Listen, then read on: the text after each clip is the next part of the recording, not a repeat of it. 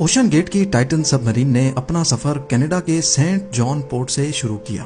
जिस लोकेशन पे इसको ओशन के अंदर डाइव करना था, ये सेंट जॉन से 700 किलोमीटर दूर नॉर्थ अटलांटिक ओशन में वाक़ है और इसी पॉइंट पर ठंडे पानी के नीचे ओशन की गहराइयों में टाइटैनिक का शिप रेक भी मौजूद है। सैटरडे 17 जून 2023 को ये सफर शुरू किया गया और प्लान के मुताबिक अगले दिन संडे को सुबह 8 बजे टाइटन को पानी में उतारा जाना था। आपको यहाँ बताते चलें कि डाइव से पहले टाइटन में एक मसला नोटिस किया गया था, लेकिन उसके बावजूद भी अपनी जान दांव पर लगाकर इसको ओशन में उतार दिया गया। वो क्या मसला था और आखिर पता होने के बावजूद भी ये खतरा क्यों मोल लिया गया? ज़ेम टीवी के वीडियोस में एक बार फिर से खुशामदीद। नाज़रीन, इस सफर में टोटल 5 लोग मौजूद थे, जिसमें एक्शन एविएशन के फाउंडर हार्निश हार्डिंग भी मौजूद थे। इन्होंने जेफ बेजोस के साथ स्पेस में भी ट्रेवल किया था। दूसरे नंबर पे स्टॉकटन रश, जो ओशन गेट के CEO भी थे। ये अमेरिकन कंपनी ओशन टूरिज्म के लिए सबमर्सिबल्स फराहम करती है। तीसरे नंबर पे 77 साला पॉल हेनरी थे, जिन्होंने पहले भी टाइटैनिक को विजिट किया था। ये शिप रैक के एक्सपर्ट थे और इनको टाइटैनिक के बिखरे हुए पार्ट्स की काफी जानकारी थी। और आखिर में पाकिस्तानी बिजनेस टाइकून शहजादा दाऊद अपने बेटे सुलेमान के साथ इसी सबमरीन का हिस्सा थे। 17 जून को डाइव करने से पहले हार्निश हार्डिंग ने इंटरनेट पे अपना आखिरी पोस्ट किया था। उनका कहना था कि शदीद सर्द मौसम की वजह से उनकी डाइव डिले हो गई है। कल सुबह को जब थोड़े वक्त के लिए मौसम बेहतर होगा तो हम डाइव कर जाएंगे। ये 5 लोग अपना शौक पूरा करने के लिए मशहूर जमाना टाइटैनिक का मलबा देखने जा रहे थे। 1912 में डूबने के बाद अगले कई सालों तक इसको तलाश करने की कोशिशें जारी रही, लेकिन अटलांटिक ओशन की हार्श कंडीशन के बायस ये काम इतना आसान नहीं था। फिर 1985 में जाकर आखिरकार ओशन फ्लोर पे RMS टाइटैनिक का मलबा मिल ही गया। टाइटैनिक अपने पीछे इतने सवालात छोड़कर गई थी कि अब इनके जवाब तलाश करने का वक्त आ चुका था। दर्जनों एक्सपीडिशंस अरेंज किए गए, जिसमें अलग अलग कंट्रीज के एक्सपर्ट्स और रिसर्चर्स ने टाइटैनिक शिप रैक का रुख किया। Canadian film maker James Cameron ने 1995 में टाइटैनिक के मलबे के दर्जनों दौरे किए और फिर 1997 में टाइटैनिक मूवी रिलीज की गई। रही सही कसर टाइटैनिक मूवी की कामयाबी ने पूरी कर दी। इसने इतनी धूम मचाई कि अब टाइटैनिक के मलबे को खुद जाकर देखना करोड़ों लोगों का ख्वाब बन गया। यानी ये काम अब सिर्फ रिसर्च के मकसद तक ही महदूद नहीं, बल्कि शिप रैक साइट पर टूरिस्ट भी जाना शुरू हो गए। कहा जाता है कि ओशन की गहराई तक जाना स्पेस में जाने से भी ज्यादा मुश्किल है और इसकी सबसे बड़ी वजह है पानी का प्रेशर। टाइटैनिक शिप रैक समंदर की सतह से 4000 मीटर यानी 4 किलोमीटर नीचे है। इस गहराई को इमेजिन करना हो तो आप बुर्ज खलीफा को देखें और समझ लें कि टाइटैनिक का मलबा समंदर में करीब 5 टाइम्स बुर्ज खलीफा की हाइट जितना नीचे है। इस गहराई में पानी का प्रेशर 5800 PSI होता है। ये उतना ही प्रेशर होगा कि इंसान के पूरे जिस्म पर नहीं, बल्कि सिर्फ 1 स्क्वायर इंच के हिस्से पर एक पूरा हाथी खड़ा कर दिया जाए। तो अब आप अंदाजा लगा लें कि एक सबमरीन में कितने स्क्वायर इंच होंगे और उस पर कितना ज्यादा प्रेशर पड़ता होगा।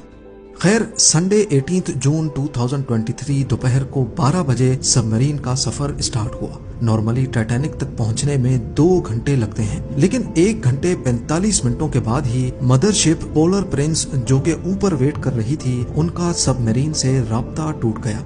अगर 2 घंटे टाइटैनिक तक पहुंचने में लगने थे तो सिर्फ 15 मिनट पहले राब्ता टूटने का मतलब है कि सबमरीन टाइटैनिक के काफी करीब पहुंच चुकी होगी। समंदर की इस गहराई में सूरज की रोशनी पहुंचना नामुमकिन है और यहाँ हर वक्त इंतहाई सख्त अंधेरा होता है। इतनी गहराई में वायरलेस सिग्नल का टूटना एक नॉर्मल बात होती है, लिहाजा पहले इस बात को ज्यादा सीरियस नहीं लिया गया। ये पूरा ट्रिप टोटल 7 घंटों का था। 12 बजे से लेकर शाम को 7 बजे इनको वापस लौटना था, लेकिन जब शाम 7 बजे तक भी टाइटन से कोई राब्ता ना हुआ और ना ही वो वापस लौटी, तो अब ऊपर खड़ी मदरशिप में मौजूद क्रू के पसीने छूटना शुरू हो गए।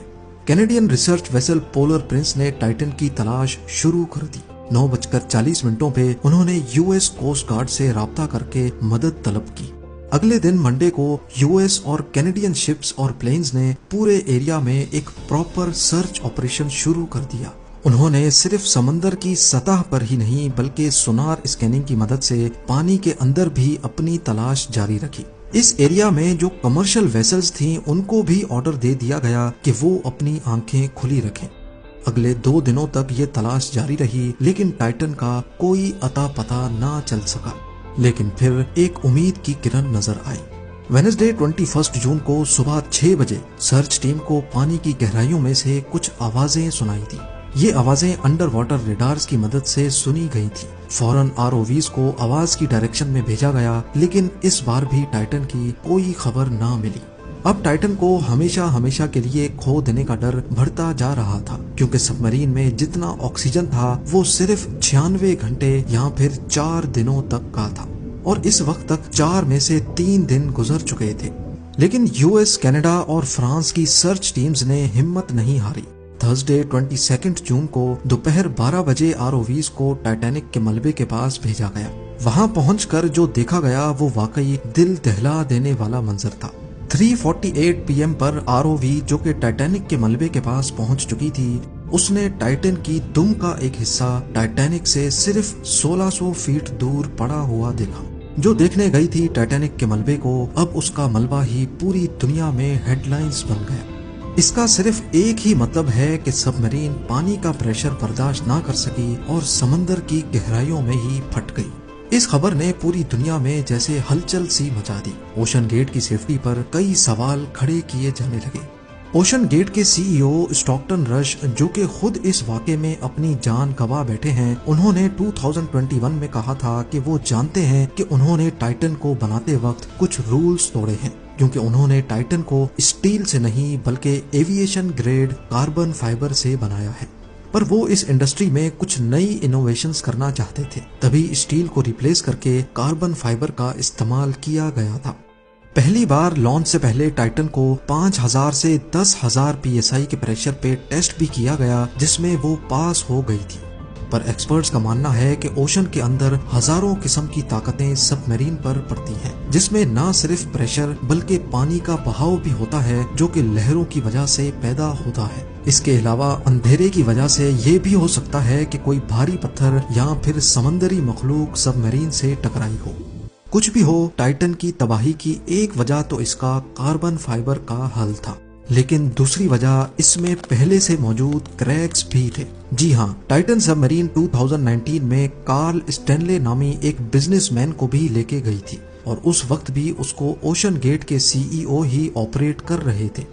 कार्ल ने बताया कि उस सफर के दौरान जब वो नीचे जा रहे थे तो उनको टाइटन की बॉडी में से क्रैकिंग की आवाज सुनाई दी थी। One point, I was actually even able to drive the submarine towards deeper water by the sound of the cracking getting louder. उस वक्त उन्होंने इस आवाज पर ज्यादा ध्यान नहीं दिया, क्योंकि उनको ओशन गेट के सीईओ, जिन्होंने खुद ये सबमरीन डिजाइन की थी, उन पर पूरा भरोसा था।